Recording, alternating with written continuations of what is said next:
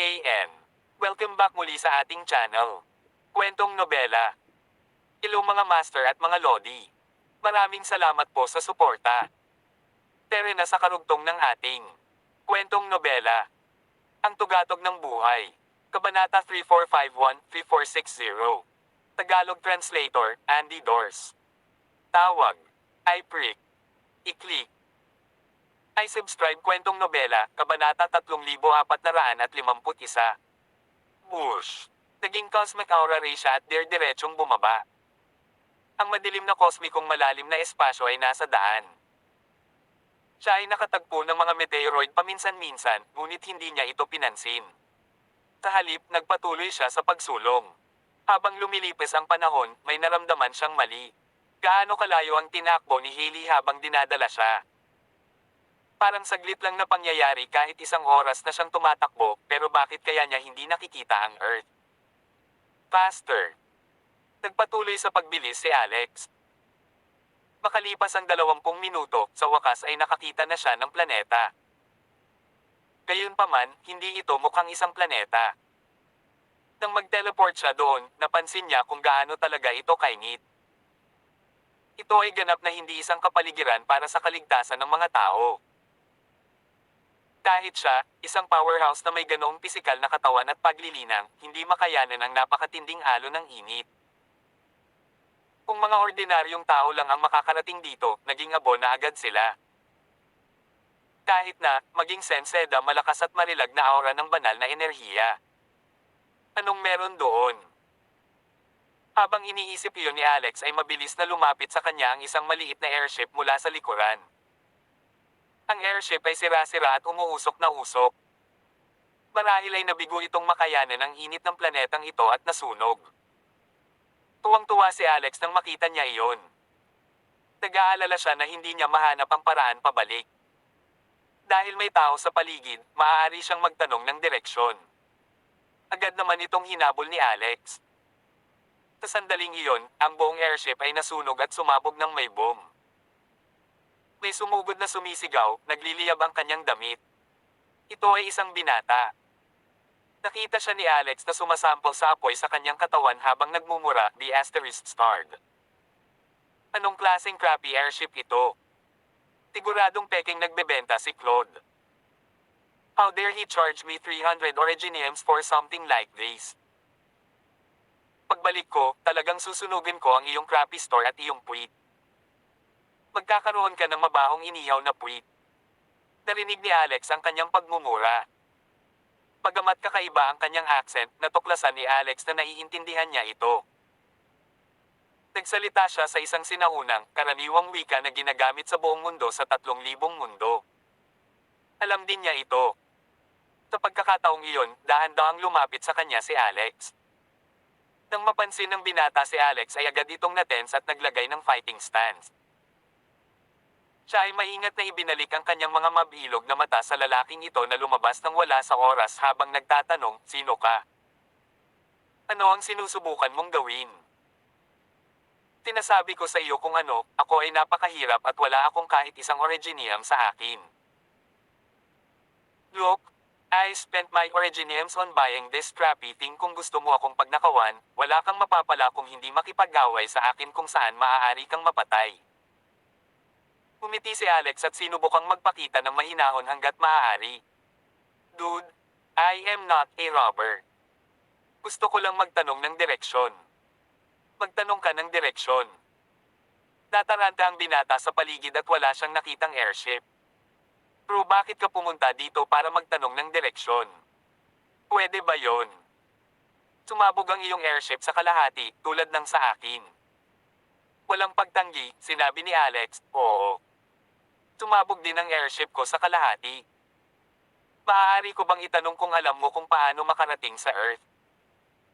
Anong klaseng planeta ang Earth?" "Oh, my apologies. Alam mo ba ang mundo ng Amerika?" Naningkit ang mga mata ng binata. "Alam ko ang tungkol dito, syempre. Ito ang Cosmic Center ng 3,000 mundo kung saan itinayo ang Cosmic Monument." Ang sabi ng Alingaw ay ang espiritual na enerhiya ay nakabawi na, at maraming tao ang nagpunta doon upang maghanap ng mga pagkakataon, ngunit narinig kong patay na silang lahat. Bro, gusto mo bang pumunta sa mundo ng Amerika? Payo ko sa iyo na huwag pumunta doon. May bulong-bulungan na ang isang mahusay na diablo na nagngangalang Alex Rockefeller ay gumagala sa bakuran. Siya ay lalo na mabangis at sinakop ang lahat ng mga mapagkukunan sa mundo ng Amerika. Tilipol niya ang sino mang pumunta doon. Kahit Supreme Gods papatayin, walang magawa si Alex. Since when I became so atrocious? No. Sino ang nagpakalat ng ganitong uri ng balita? Hindi ba sinisira nito ang reputasyon ko? I have decided to give it a try. Alam mo ba kung paano pumunta sa World of America? Hindi ko alam. Gayunpaman, maaaring may heavens diagram ang grocery store ni Claude. Pwede mo ba akong dalhin doon? Hindi ko na kaya. Nagawa kong pumunta dito ng napakahirap. Malaki ang mawawala sa akin kung hindi ako maghukay ng Originiums bago bumalik. Pagkasabi noon, dumating ang isa pang airship at huminto sa tabi mismo ng dalawang tao. Isang babae kinatok ang kanyang ulo. Kailangan mo ba ng tulong? Tawag. I prick. I-click. I subscribe kwentong nobela. Ang tugatog ng buhay. Tagalog Translator, Andy Dors Kabanata 3452. Napansin ni Alex na ang airship na ito ay walang mas magandang kalidad. Katulad ito ng sira-sirang airship. Buti na lang at hindi ito nagliyab at hindi rin sumabog. Ang babaeng nakausli ang ulo ay asul ang buhok. Base sa aesthetic standard ni Alex, ang kanyang hitsura ng mukha ay katamtaman at katamtaman. Agad namang sumugod ang binata. Hey, sis, dumating ka sa tamang oras. Talagang kailangan namin ng tulong mo. Pupunta rin kayo sa Northern Wolf Star para maghanap ng mga Originiums, di ba? Tanong ng babae. Nagkataon na short-handed tayo. Paano kung bumuo tayo ng team? Sabi ng binata, no problem. Wala akong problema dyan. But I don't know about him. Dapat tingin ng babae kay Alex. Hindi ba kayo magkasama? Umiling ang binata. Hindi. Naligaw siya rito at gustong pumunta sa dakilang mundo ng Amerika. Ay hinihikayat ko siyang sumama sa atin. Dahan-dahang lumapit sa kanya si Alex at nagtanong, mayroon ka bang heavens diagram sa mundo ng Amerika? Umiling ang babae. Napakalayo ng lugar na ito sa dakilang mundo ng Amerika. Ikaw ay hindi makakarating doon ng hindi naglalakbay ng 8 hanggang 10 taon. Ang Cosmic Corridor ay sadyang hindi umiiral sa mabituing domain na ito, at walang sinuman dito ang pupunta sa dakilang mundo ng Amerika. Isang dakilang diablo na tinatawag na Rockefeller ang inagaw ang swerte ng 3,000 mundo at ngayon siya ay nagmasaker sa mga tagalabas. Mas mabuting hindi ka na pumunta doon. Tumama ka sa amin sa paghukay ng Originium. Laking gulat ni Alex. Parang ilang segundo lang nang ihatid siya ni Hailey sa pagtalon, pero laking gulat niya, sinabi ng babaeng ito na aabutin ng 8 hanggang 10 taon para makabalik. Tinatakot mo ako, hindi ba? Gayunpaman, ano ang isang Originium? Talagang hindi ito narinig ni Alex. Nakatayo dito, naramdaman niya na ang energy ng tinaguriang Northern Wolf Star ay talagang isang medyo naiiba at nagkaroon ng kakaibang epekto sa aspeto ng kaisipan. Ano ang Originium? Walang hiyang tanong ni Alex. Ha? Hindi mo nga alam kung ano ang Originium. Hindi ka naman pwedeng maging foreigner, di ba? Hindi ka ba taga-starry domain namin? Curious na tanong ng babae. Habang nagsasalita siya, dumating na ang binata sa airship. Tumayo din si Alex dito. Tama iyan. Naligaw ako dito nang hindi sinasadya. Kung maibibigay mo sa akin ang heavens diagram sa mundo ng Amerika, mabibili ko ito sa iyo. Hindi mo alam kung ano ang Originium. Ano ang bibilhin mo?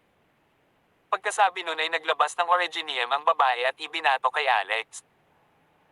Look, this is an Originium. Agad namang namangha si Alex nang matanggap niya ito sa kamay niya. Itong Originium pala ay naglalaman ng witch power.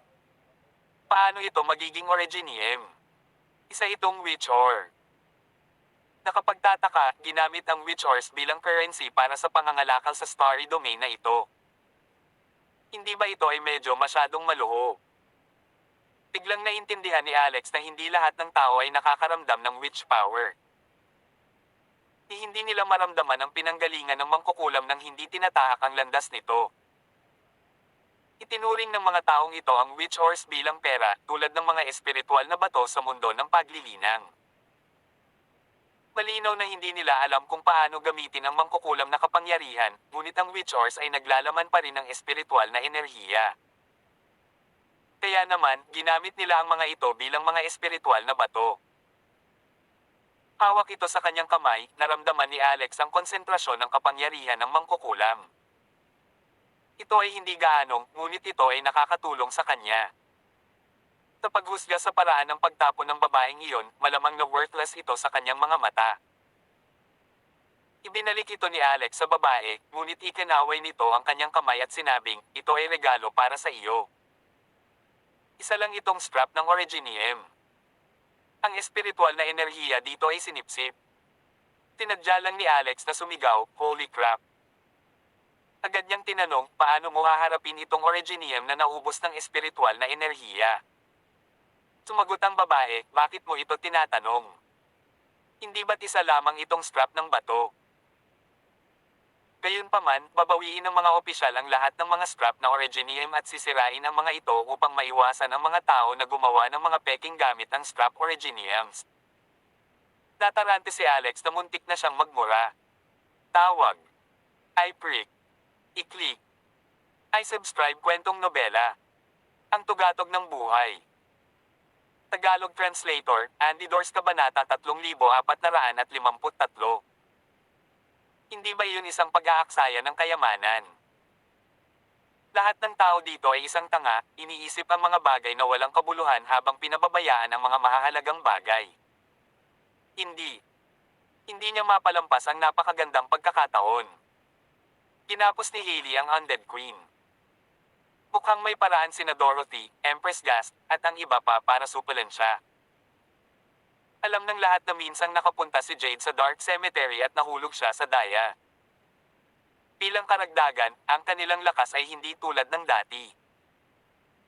Gumugugol siya ng 1 o 2 araw sa pagkolekta muna ng ilang witch ores dahil malaki ang naitulong ng mga ito sa kanyang paglalakbay sa sinaunang daan. Kaya naman, nagpasya siya. Nagpasya siyang bisitahin ang tinatawag na Northern Wolf Star. Alright. Tasama ako sa inyo. Mahinahong sabi ni Alex. Gusto niyang intindihin muna ang sitwasyon. Wala talaga siyang may komento tungkol sa lakas ng iilang taong ito. Bilang mga immortal na mababa ang ranggo, ang binata ay isa lamang intermediate earthly immortal, samantalang ang babae ay isang advanced earthly immortal. Bilang karagdagan, ang lalaki at ang babae sa airship ay magkatulad din ang antas. Oh. Kailan pa ako minamaliit ng tingin sa mga immortal? Nascent soul pa rin ako, okay. Naramdaman ni Alex na iyon na ang limitasyon niya matapos maabot ang nascent soul. Namukadkad ang 3,000 lotes, ngunit wala siyang napansing anumang pagbabago. Ako si Sheldon Hansen. Ang binata, isang palakaibigang daldal. Ipinakilala ang kanyang pangalan. Bro, paano kita tatawagin? Blaze Rowan. Casual na sabi ni Alex. Ang pangalang Alex Rockefeller ay naging pangalan ng isang dakilang demonyo at hindi na ito magagamit. Tawagin mo na lang akong Nar.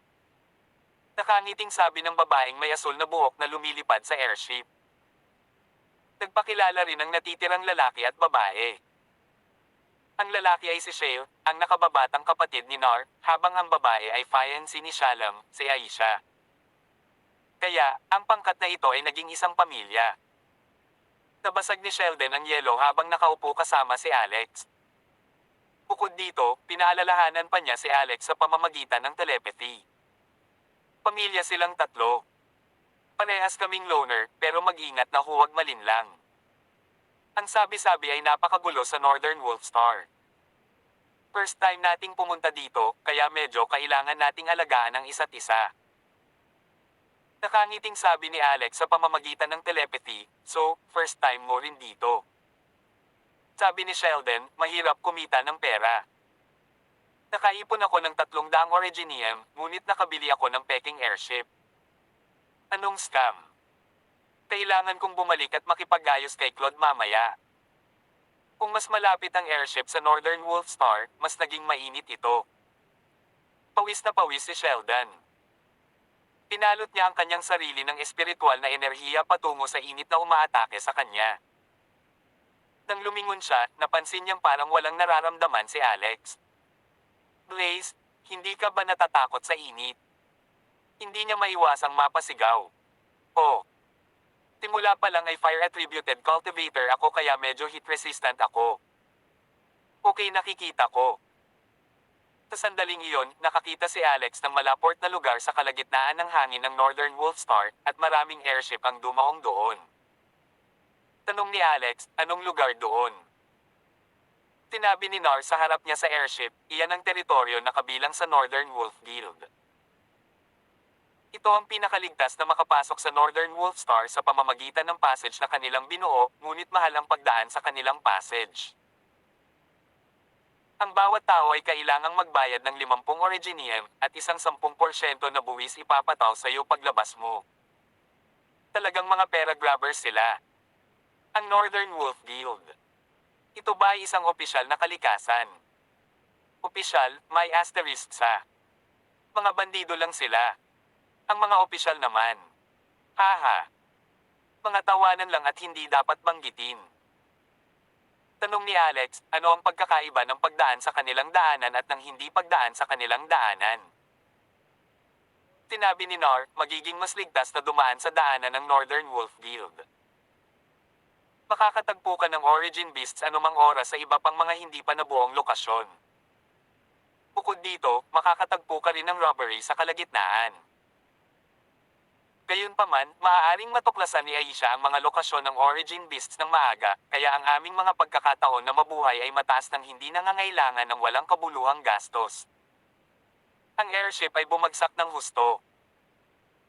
Ipinikit ni Aisha ang kanyang mga mata, nakita ang mga lokasyon ng Origin Beasts, at itinuro si Nar tungkol sa direksyon ng landing.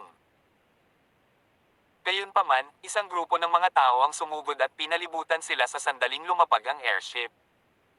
Tawag. I-prick. I-click. I-subscribe kwentong nobela. Ang tugatog ng buhay.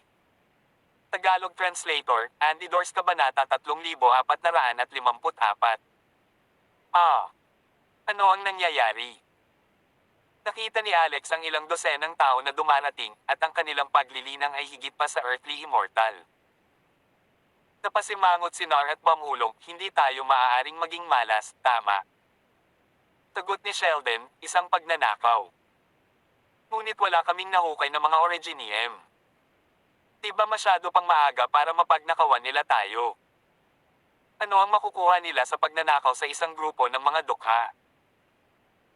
Natatakot ako na hindi ito kasing simple ng pagnanakaw, sabi ni Nar. Agad na pinalibutan ng grupo ng mga tao ang pinuno. Sumama ka sa amin. Nag-snap sila. Tanong ni Sheldon, ano ang gagawin? Anong gagawin? Para maghukay ng originiums, of course. Do you think we are inviting you guys for tea? Digging up originiums. Umisi si Sheldon. May naalala siya. Sa Northern Wolf Star, mayroong isang grupo ng mga tao na mas dominante at hindi makatao kaysa sa Northern Wolf Guild. Hindi nila ninakawan ng iba ng kanilang mga originium, ngunit inagaw nila ang mga ito upang matulungan silang maghukay ng mga originium araw at gabi. Gayunpaman, ang mga originium na hinukay ay walang kinalaman sa kanila. Ano? Ayaw mo ba? Kung ayaw mo, mamatay ka. Lumabas ka. Pagkababa ni Alex at ng iba pa sa airship, kumikinang ang mga mata ng pinuno. Nakatingin kay Aisha, siya ay nakangiting sabi, ang gandang babae. Haha. Matagal na akong pagod na makipaglokohan sa mga iilang babae sa tigang na bundok na ito. Bihira lang makatagpo ng kagandahan. Ikaw, lumapit ka. Hindi mo na kailangang hukayin ang Originium. Sumunod ka sa akin mula ngayon. Agad na nagalit si Shalom. Tiyay siya ang nobya niya, kaya paano siya papayag na kunin siya ng ibang lalaki at sirain siya. Mangarap ka, B****. Bam! Gayunpaman, si Shalom ay nagsuka ng dugo mula sa pambubugbog sa susunod na segundo. Tawa ng tawa ang lalaking iyon. Anong karapatan ng taong walang kapangyarihan para labanan tayo? Kung hindi dahil sa kaunting pakinabang mo, ngayon ka lang namatay. Sa pagsaksi sa eksenang ito, alam ni Alex na kailangan niyang kumilos. Ang grupong ito ng mga tao ay nagkataong mayroong maraming Originium, hindi ba? Tinulungan niya si Shalom na bumangon at nag-channel ng wave ng restorative chi, at agad na gumaling ang kanyang injury. Habang si Shalom ay nauutol dahil sa gulat, tinanong ni Alex ang pinunong iyon, mayroon ka bang maraming digger? Humisi ang lalaking iyon. Bakit ang dami mong tanong? Malalaman mo kapag naabot mo. Tanong ni Alex, kung gayon, ilang Originium ang mayroon kayo ngayon? Pumuso ang pinuno. You are a powerless person. Who the heck are you para tanungin ako? Sige. Hindi na ako magtatanong. Napangiti si Alex. Pagkatapos nun ay sinampal niya ito sa mukha. Smack. Ang kalahati ng mukha ng pinuno ay agad na namamaga dahil sa sampal. Napatulala ang lahat. Takot na takot sina Sheldon, Nar, at ang iba pa habang nakatingin kay Alex. May death wish ba siya na nagagalit sa grupong ito ng mga tao? **man eat. Nililigawan mo si kamatayan. Mabuti kung wala kang isang ulo. Papatayin kita ngayon. Agad na inilabas ng galit na pinuno ang kanyang sandata. Dahil dito, muli siyang sinampal ni Alex sa mukha. Sa pagkakataong ito, sumabog ang ulo ng pinuno. Ano? Anong nangyayari? Samantala, masayang nakahanap si Alex ng isang imbakan na mahiwagang kayamanan sa katawan ng pinuno. Siya ay nagtanim ng banal na kahulugan nito at tumingin, lamang upang makita ang higit sa 2,000 witch ores ay maayos na nakasalansan sa loob. Sobrang nasiyahan siya.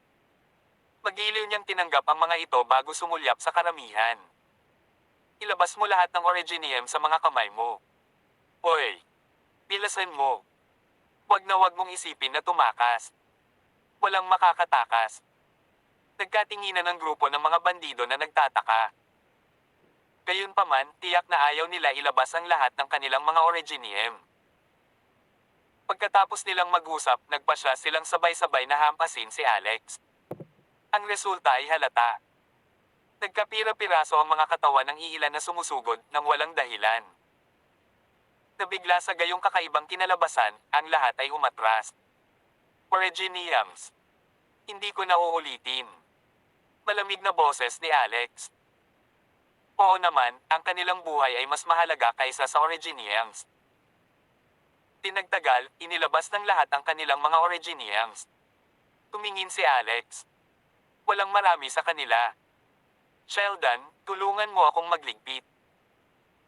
Suriin mo rin ang mga singsing na imbakan sa mga bangkay na iyon, agad na pagsang-ayon ni Sheldon.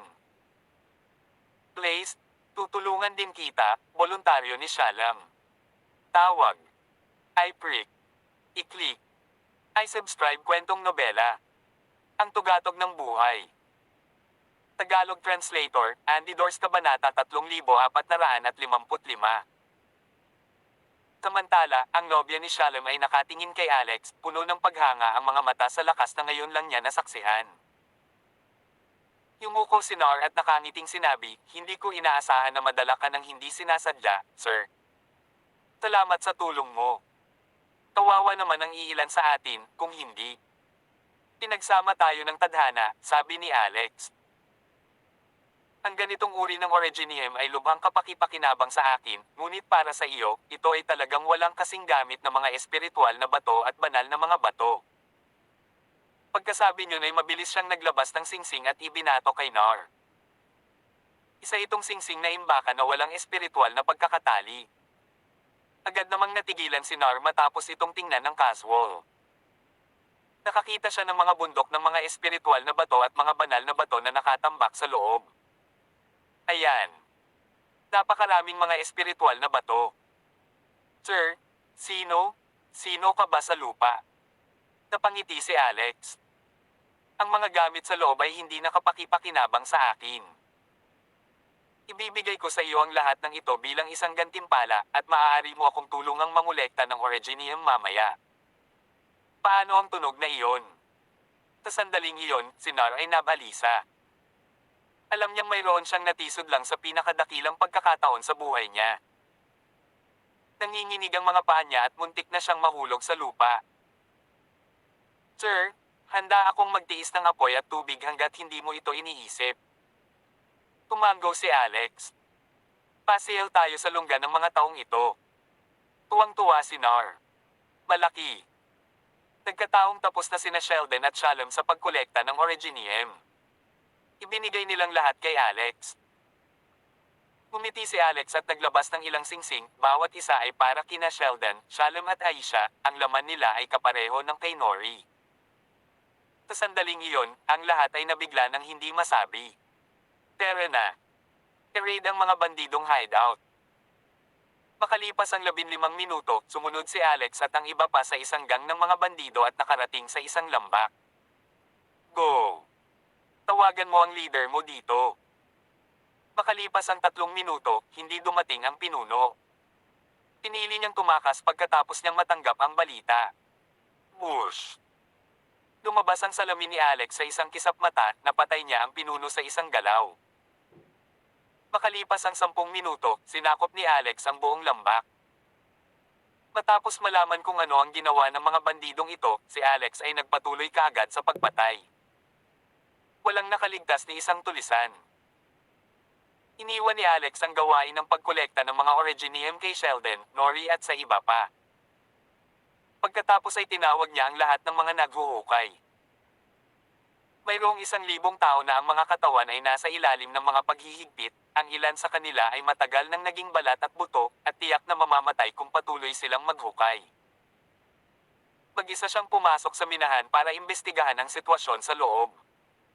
Samantala, matagal nang nakikipag-usap si Nar at ang iba pa. Ano itong pagkakakilanlan ni Sir Rowan? Hindi niya kailangan ng mga banal na stunes, kaya malamang na siya ay isang Diyos na may mataas na rango. Oh gosh!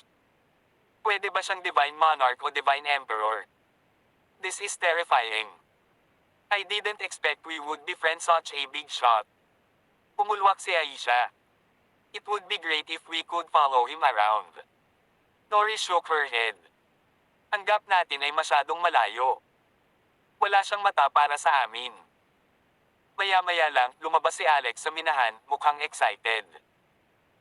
Sir, lumapit ang iilan at iniabot ang kanilang Originium. Sa pagtingin sa 1,000 tao, nagtanong si Alex, maaari ba ninyong iwan ang Northern Wolf Star ng mag-isa? Maliwanag, maraming tao ang nawala ng kanilang mga airship. Sige. Sa sumunod na segundo, ipinatawag ni Alex ang barko ni Shelly, isang starship na kasing laki ng lungsod ang lumutang sa kawalan. Lahat, sumakay na. Iuuwi ko kayong lahat. Matapos makasakay ang lahat, tinapakan ni Alex ang lupa ng Northern Wolf Star gamit ang kanyang paa. Tar-eret, tar-eret.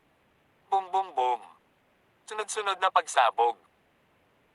Ang bituin ay nanginginig sa kabuuan nito at isang malakas na boses ang umalingaw sa buong Northern Wolf Star. Lahat ng tao sa Northern Wolf Star, umalis sa loob ng 15 minuto o harapin ang mga kahihinatnan sa sarili mong panganib. Tawag. I-prick. I-click. I-subscribe kwentong nobela. Ang tugatog ng buhay. Tagalog Translator, Andy Dors Kabanata 3456. Ano? May nagsasabi sa ating lahat na umalis. Sino ito? Paano siya napakayabang? Sa tingin ba niya tayo, ang Northern Wolf Guild, ay walang tao? Ang mga miyembro ng Northern Wolf Guild ay sunod-sunod na nagsalita. Kulat na napatingin kay Alex ang mga tao sa starship. Inutusan niya ang lahat ng tao sa planeta na lumikas sa loob ng 15 minuto, ngunit ang mga taong iyon ay hindi nakinig sa kanya. Malamang ay ituturing nila siyang tanga. Lumipas ang oras bawat minuto. Ilang sandali pa, 15 minuto ang natapos. Ang mabait na paalala ni Alex kanina lang. Ngayon ay natapos na ang oras na iyon. Hindi siya magiging magalang. Una, pinalipad niya ang starship ng mas malayo at nakarating sa Northern Wolf Star. Mabilis na lumaki ang kanyang katawan, agad na umabot ng 1,000 talampakan na parang Titan. Hindi tulad sa kanya ang lakas ni Haley, na kayang tumatak sa kanyang munting paa at makabasag ng planeta. Bukod dito, hindi naging madali ang pagtapak sa isang planetang puno ng witch ore. Boom! Tarat-tarat. Isang pagsabog. Sa ilalim ng tulalan na tingin ng lahat, tinadyakan ni Alex ang kanyang paa at ginawang marahas na manginig ang buong planeta. Isang malawak na kalawakan ng lupa ang nahati sa kanyang paa bilang pinagmumulan ng puntong kumakalat sa buong planeta. Sa sandaling iyon, alam ng lahat ng mga tao sa Northern Wolf Star na sila ay nasa matinding problema. Isang makapangyarihang Supremo ang dumating. Nagsisigawan sila para makatakas. Tar eret boom boom boom. Sunod-sunod na pagsabog. Ang crust ay nag-crack at ang mga bundok ay yumanig. Ang mga tao pa rin sa Northern Wolf Star ay pinalipad ng shock. Pagkatapos noon, naglabas si Alex ng bulaklak ng apoy. Ang naglalagablab na lotus ng galit ni Buddha ang agad na lumaki. Kumalat ito sa buong lugar na parang langit. Ito ay tila mabagal, ngunit sa katunayan, ito ay nakabalot sa Northern Wolf Star sa napakabilis na bilis. Direktang pinuhi ni Alex ang lahat ng witch ore sa Northern Wolf Star gamit ang apoy. Ito ang titig ay tigang na lupain na walang mga halaman, at hindi banggitin na ito ay hindi angkop para sa tirahan ng tao.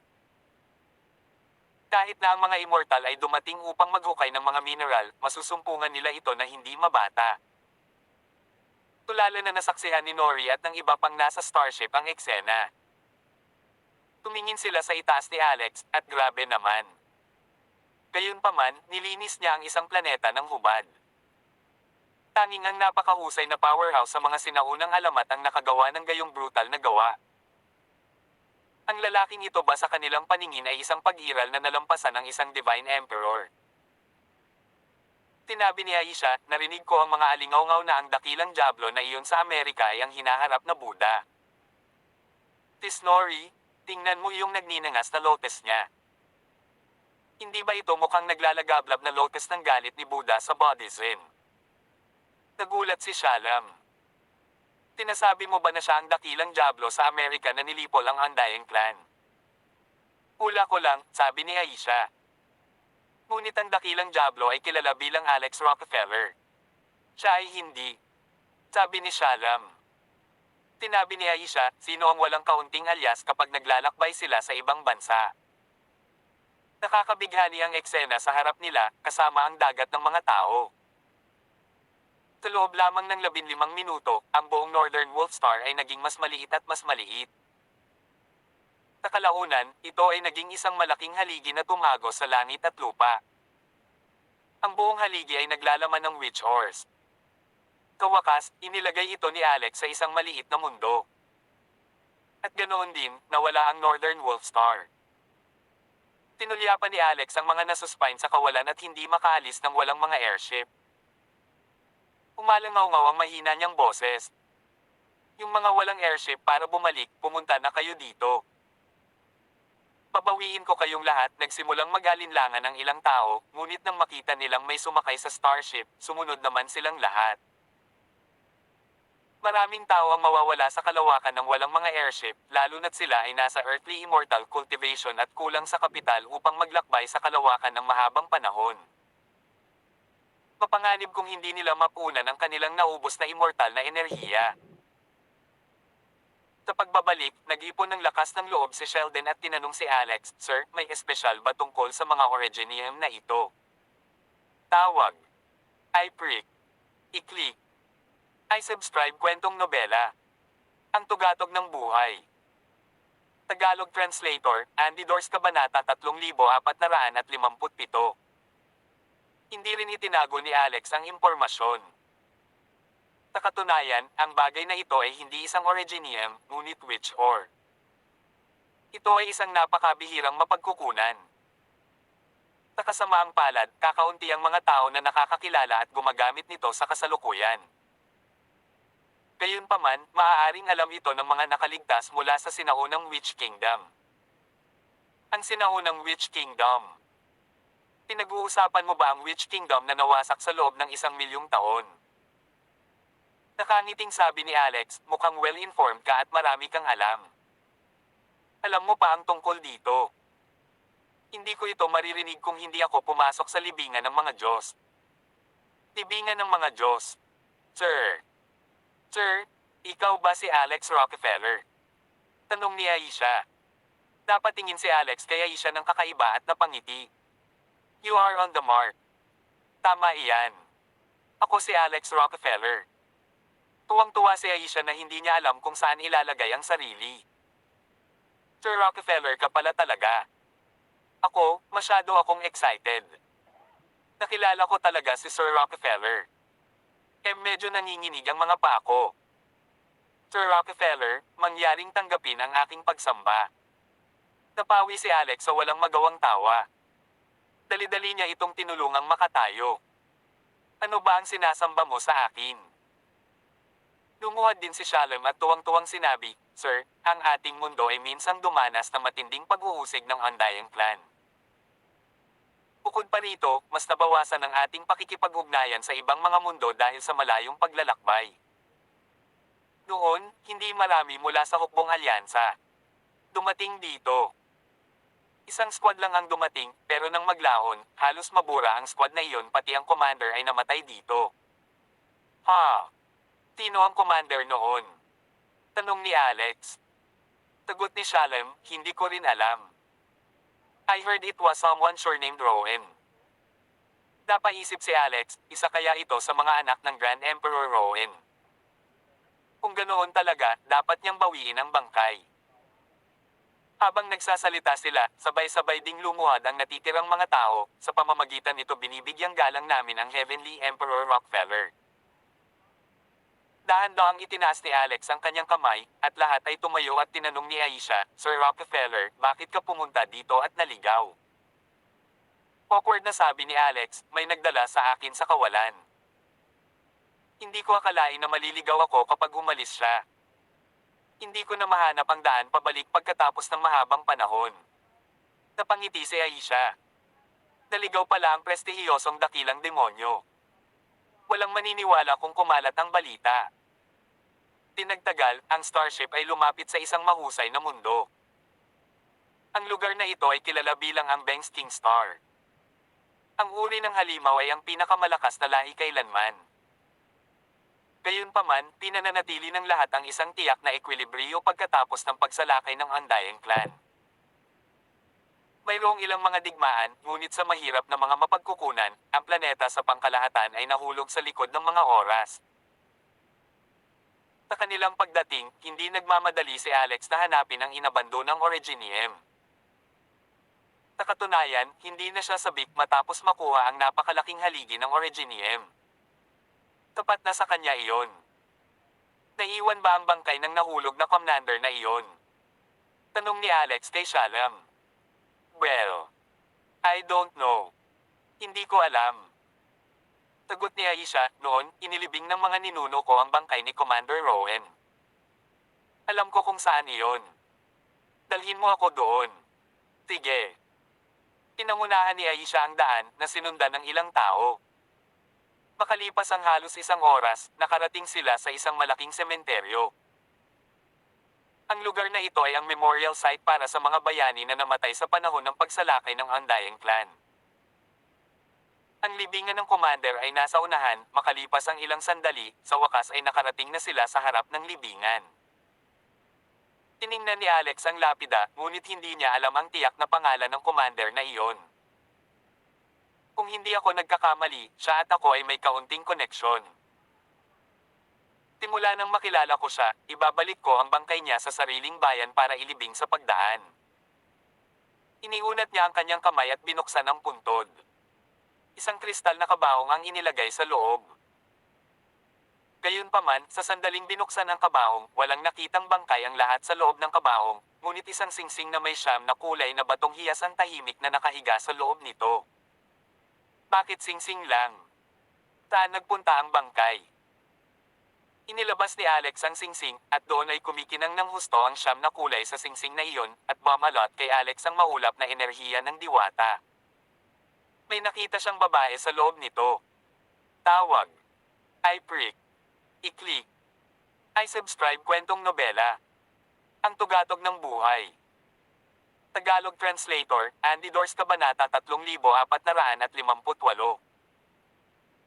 Ito ay isang napakanilag na babae, nakatayo doon na parang isang buhay na estatwa.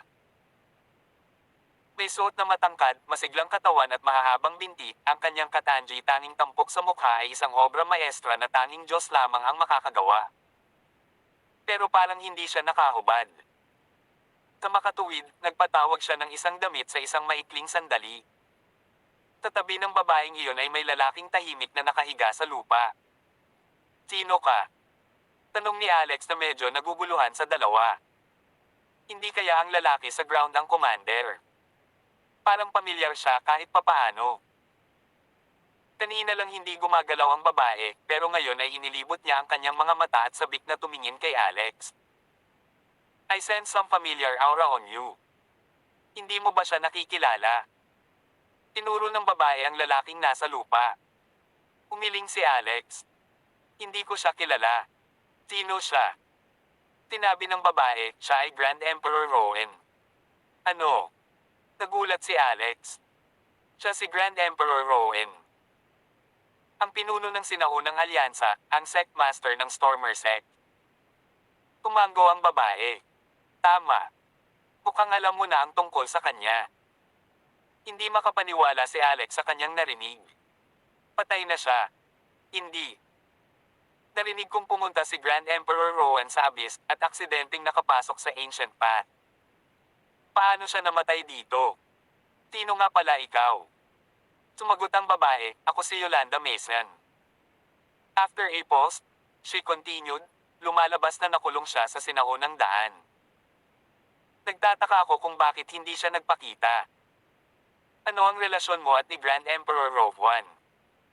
Nararamdaman ko na ang iyong katawan ay may pagkakatulad sa kanyang bloodline. Nararamdaman mo pa ba na natulog ako sa kanyang anak? Sagot ni Alex ng totoo. You slept with his daughter. In that case, ikaw ang manugang ng mga Rowan, di ba? You can put it that way, but I don't understand this person. What kind of existence is he? Isang avatar, sagot ni Yolanda. Medyo nagulat si Alex. Kawakas, naintindihan na niya ang koneksyon sa likod nito. Tinabi pa ni Yolanda, sa katunayan, hindi pa siya patay, ngunit kailangan niya ang tulong ng pangunahing katawan upang mabuhay muli. Kaya't, dinala ko siya sa 9-colored petit ring at hinintay ang kanyang pangunahing katawan, ngunit wala pa rin siya. Nagpakita kahit pagkatapos ng ilang milenya. Alam kong may nangyari sa kanya. Tanong ni Alex, Madam, ano po? Ang relasyon niyo sa kanya. Nakangiting sabi ni Yolanda, destined lovers in the past life. Since you are the son-in-law of the Rowans, you are considered my junior. Gusto kong humingi ng pabor sa iyo ngayon. Kunin ang 9-colored petit ring at hanapin si Grand Emperor Rowan. Sa katunayan, kailangan kong maglakbay sa sinaunang daan, sabi ni Alex. Kung ganoon, dadalhin ko ito. Gayunpaman, ma'am, ang iyong kasalukuyang hitsura. Hindi ka totoong tao, hindi ba? Soul body ka ba? Tumango si Yolanda. It's good enough that I could recover my soul. Nakangiting sabi ni Alex, I have a way. I wonder if you'll be interested. Gusto mo bang i-rebuild ko muli ang iyong katawan? Paano mo ito muling itatayo? Maaari kong buuin muli ang katawan ng witch gamit ang witch or kasama ng ilang iba pang materyales, gayunpaman, mahaba pa ang mararating mo kung gusto mo itong ganap na maging katawan ng tao sa hinaharap. Sa kasalukuyan, medyo may witch or si Alex. Bukod dito, medyo kakaiba ang kaluluwa ni Yolanda. Siya ay hindi normal ngunit nagtataglay ng walang kamatayang kalooban. Kung ganoon, ipaubaya ko sa iyo. Tumango si Alex. Agad siyang nagsimulang magtrabaho sa loob ng nine-colored petit ring. Pinutol niya ang isang dalawang tao na matangkad na witch or bago kumuha ng iba't ibang materyales sa kanyang inventaryo upang halmahin ang katawan ng bruha. Nagkaroon ng medyo awkward na aspeto sa prosesong ito dahil isa sa isang paghubog nito. Natural na kailangan niya maging maislan sa mga tampok ng mukha at proporsyon ng katawan ng witch. Ma'am, may special requirements po ba kayo sa pagsusukat ng katawan? Tawag. I-prick. I-click. I-subscribe kwentong nobela. Ang tugatog ng buhay. Tagalog Translator, Andy Dors Kabanata 3459. Feeling generous, nakangiting tanong ni Yolanda, what are the options? May 1 tonelada. Flat-chested, mild, masculine chest, at lahat ng uri ng hugis. Pagkasabi noon ni Alex ay napansin niya ang kakaibang ekspresyon ni Yolanda at nagmamadaling ibinaba ang paksang ito. Well, I will basta-basta mo lang halmahin. Hindi naman basta-basta pwede eh. Ito ang magiging hitsura ko sa hinaharap at ikaw ay huhubuging ganito ay ayon sa aking mga kinakailangan. Sa ilalim ng sunod-sunod na mga tagubilin ni Yolanda, sa wakas ay hinulma ni Alex ang halos perpektong katawan. Kinurot niya ito, hinawakan, at sinuri mula ulo hanggang paa bago ibigay kay Yolanda. Tinigurado niyang walang kulang. Tapos na. Medyo nahihiya si Yolanda. Pagaman ito ay isang nakahanda na hinulma na katawan, ito ay tumingin halos magkapareho sa kanyang hitsura ngayon. Tinuri pa ito ni Alex ng masinsinan, parang siyang nakatitig sa kanyang hubad na katawan. Ibaling mo ang iyong ulo. Nakangiting tanong ni Alex, hinulma ko ang buong katawan. Aling bahagi ang hindi ko nahawakan? What's the point of turning my head now? Kanina pa peke ito. Magiging totoo ito pagkatapos kong gawin ito, sige. Whoosh. Pumasok ang kaluluwa ni Yolanda sa katawan ng mangkukulam. Pagkaraan ng 10 minuto, sa wakas ay gumalaw ang katawan na iyon. Medyo matigas ito sa simula, ngunit mabilis itong nasanay sa paggalaw. Ito ay maliksi, at ito ay tumingin na kamamanghang hindi alintana ang pagngiti at pagsimangot. Napalingon si Alex ng walang malay. Habang nakatingin ito sa kanya, tila nakatingin siya sa kanyang anak. Personal niya itong hinulma. Hoy! Bakit ka sumilip? Oh! Aabutan sana kita ng damit. Meron ako dito. Si Alex ang nagkusa at naglabas ng isang set ng undergarments.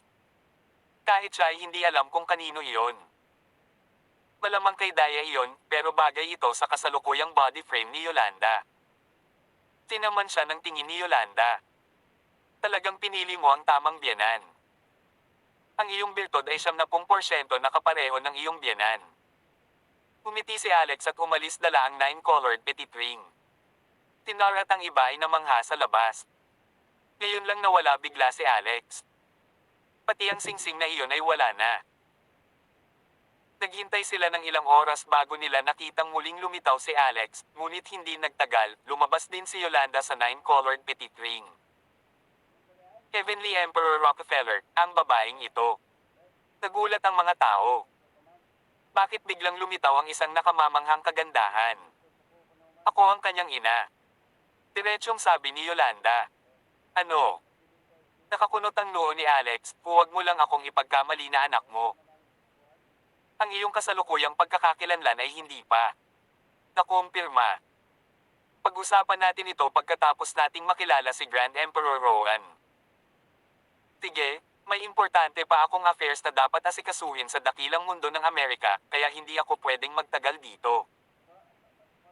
Biglang lumuhad si Aisha at sinabing, Sir, pwede ba kitang sundan at pagsilbihan? Ha? Nagulat si Shalom. Hindi niya inaasahan na gagawa ng ganoong desisyon si Aisha. Pagkatapos noon, sinabi rin ni Sheldon, "Sir, pwede mo ba kaming dalhin sa mundo ng Amerika? Underdeveloped talaga ang lugar na ito. Walang pag-asa sa hinaharap na linangin dito dahil sa kakaunting mapagkukunan." Tumingin sa kanila si Alex at tumango. "I can take you if you want to go there.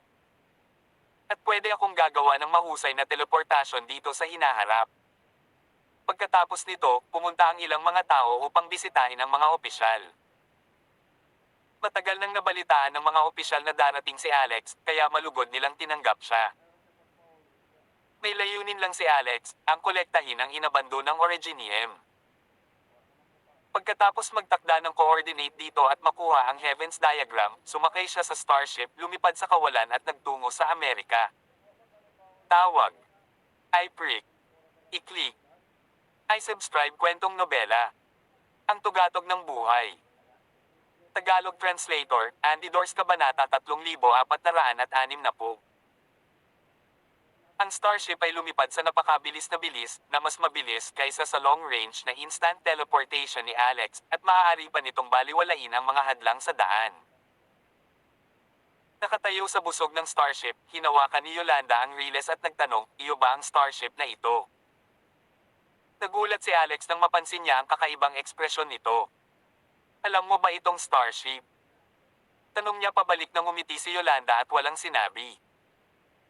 Minsang sinabi ni Nar na aabutin ng 8 hanggang 10 taon bago makarating sa mundo ng Amerika mula sa Northern Wolf Star. Gayunpaman, sa pagsakay sa starship, tumagal lamang ng 3 araw ng Earth days upang makarating doon. Oo naman, mas matagal kaysa sa paglukso ni Hailey sa kanya. Si Sheldon, Nar, at ang iba pa ay namangha. Sa sandaling pumasok ang starship sa paligid ng Earth.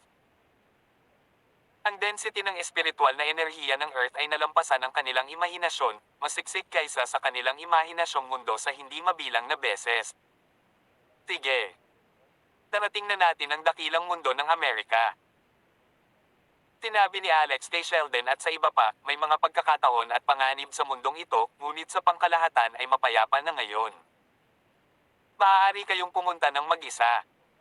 Tandaan, maging mabuti.